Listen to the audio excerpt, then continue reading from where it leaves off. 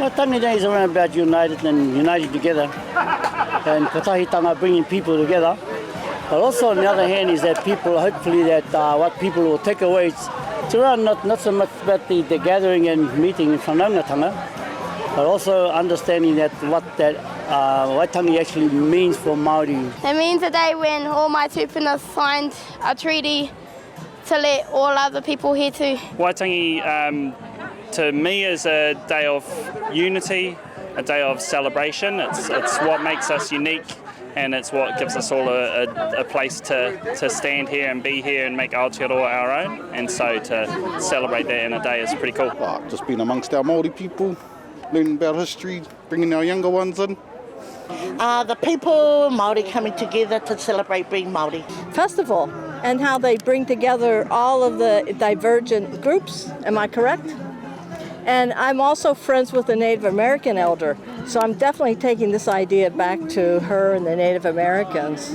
Everybody's come here to stand together over something that was signed so long ago. For me, it's a time to remember the people who changed history and an opportunity to continue to create history and how we interpret our responsibilities under Te Tiriti o Waitangi. Yeah. Everything, because like our tupuna were here like the first sons to fire this place. Oh, just a chance together as Māori for me and to, taste our culture. It's a celebration day of being part of Aotearoa and honour the treaty. Means everything. Everything Māori. I think there's people here realise that Te Tiriti can be this thing that everyone can see themselves in.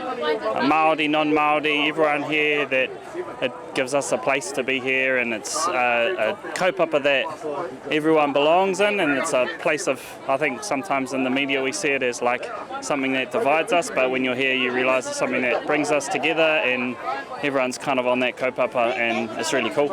Whakawhanaungatanga, all of the above. A day for us to be able to be us, who we are, authentic Māori, look back at what our tupuna did, sign the Te Tiriti o Waitangi, so we can live a prosperous life. Hopefully the government hold to that. Being able to connect and see the mana that Māori have when we're together, and being able to feel that presence of everyone around you that are fighting for the same kaupapa.